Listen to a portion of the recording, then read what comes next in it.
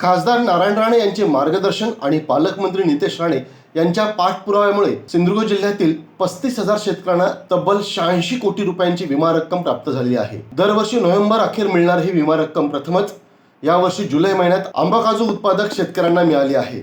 पालकमंत्री नितेश राणे यांनी विमा कंपन्यांच्या अधिकाऱ्यांशी बैठक घेऊन त्वरित विमा रक्कम देण्याच्या सूचना दिल्या होत्या। त्यामुळेच प्रथमच जुलै महिन्यात विमा रक्कम शेतकऱ्यांना मिळाली असल्याचे माजी जिल्हा बँक अध्यक्ष सतीश सावंत यांनी पत्रकार परिषदेमध्ये सांगितले। शेतकऱ्यांची हित साधल्याबद्दल खासदार नारायण राणे, पालकमंत्री नितेश राणे यांचे आभारही सतीश सावंत यांनी मानले। सन 25-26 मध्ये जी आंबा आणि काजू फळपीक विमा योजना केंद्र आणि राज्य सरकारमार्फत जी राबवण्यात येते, त्यामध्ये 1 नोव्हेंबर 25 ते 30 नोव्हेंबर 25 ह्या कालावधीमध्ये आंबा आणि काजू ज्या ज्या शेतकऱ्यांनी विमा हप्ता भरलेला होता आणि साधारण 1 डिसेंबर ते 15 मे 2026 ह्या कालावधीमध्ये आंबा आणि काजूच्या ज्या काही हवामान बदलाच्या जे काही बदल झाले त्याच्या आधारे सिंधुदुर्ग जिल्ह्यातील साधारण 35,000 शेतकऱ्यांना साधारण 86 कोटी रुपये आंबा काजू विम्याची रक्कम ही कालपासून जमा व्हायला सुरुवात झालेली आहे। मला वाटतं दरवर्षी रक्कम साधारण सप्टेंबर, ऑक्टोबर, नोव्हेंबरमध्ये येते, पण ह्या जिल्ह्याचे पालकमंत्री सन्माननीय नितेशजी राणे यांनी मे महिन्यामध्ये आंबा आणि काजू कंपनीची जी विमा कंपनी होती, ह्या विमा कंपनीची मीटिंग जिल्हाधिकारी कार्यालय सिंधुदुर्ग येथे त्यांनी आयोजित केलेली होते। त्यामध्ये त्यांनी सक्त सूचना दिलेल्या होत्या की जुलै महिन्याच्या आत ही विम्याची रक्कम कोणत्याही परिस्थितीत जमा झाली पाहिजे आणि सन्माननीय पालकमंत्र्यांच्या आदेशाने त्यांनी केलेल्या सातत्यपूर्ण प्रयत्नामुळे आज साधारण आंबा आणि काजूचे जे 35,000 जे शेतकरी आहेत, या 35,000 शेतकऱ्यांना साधारण 86 कोटी रुपये आंबा आणि काजू विम्याची रक्कम ही जमा व्हायला सुरुवात झालेली आहे। गेल्या वर्षीच्या तुलनेत ही रक्कम जास्त आहे। मला वाटतं NDRFची असलेली नुकसान भरपाई तर शेतकऱ्यांना आंबा आणि काजूची मिळणार आहे, पण त्यापूर्वी जी शेतकऱ्यांची अपेक्षा होती आणि ज्या शेतकऱ्यांना सप्टेंबर, ऑक्टोबरपर्यंत ताटकळत राहावं लागत होतं, त्या शेतकऱ्यांना सन्माननीय पालकमंत्र्यांच्या प्रयत्नामुळे आज ही रक्कम त्यांच्या खात्यामध्ये जमा व्हायला सुरुवात झालेली आहे।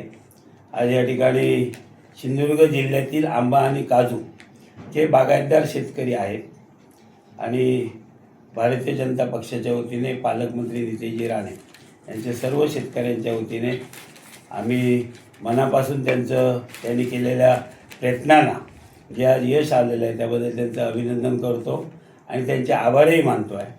आणि यामध्ये जी काही विमा कंपनीकडे ज्या काही त्रुटी असतील किंवा हे पैसे मिळत असते वेळी किंवा काही ठिकाणी काजूला काही मंडळं जी आहे 4-5 मंडळं सातत्याने काजूला त्या ठिकाणी फोंड्यासारख्या ठिकाणी सातत्याने त्या सर्कलमध्ये काजूला पैसे मिळत नाही आहेत आणि अशी 57 पैकी 5 हवामान केंद्रे सदोष आहेत आणि सदोष हवामान केंद्रामध्ये जे काही पैसे शेतकऱ्यांना जे मिळालेले नाही आहेत त्याचाही पालकमंत्र्यांकडे शेतकऱ्यांच्या वतीने पाठपुरावा करू।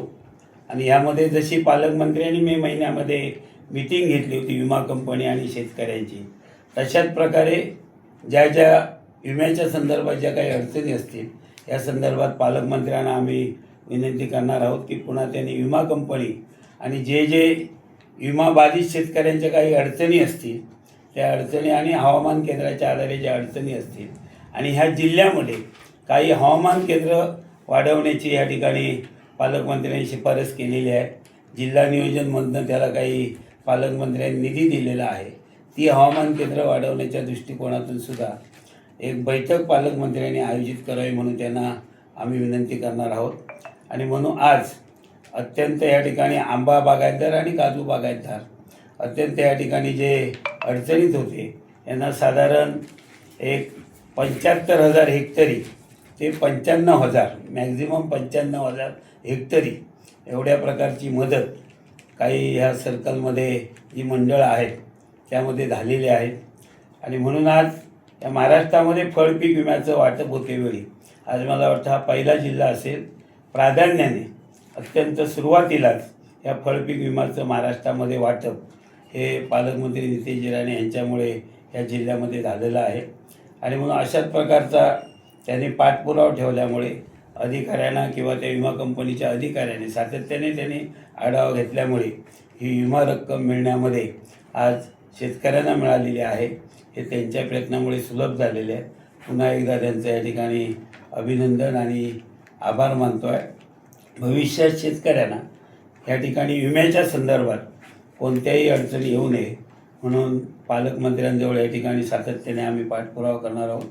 आणि कालच्या 15 जुलैपासून ई पीक पाणी आंबा आणि काजू या संदर्भात ई पीक पाणी ही जुलैपासून चालू झालेली आहे.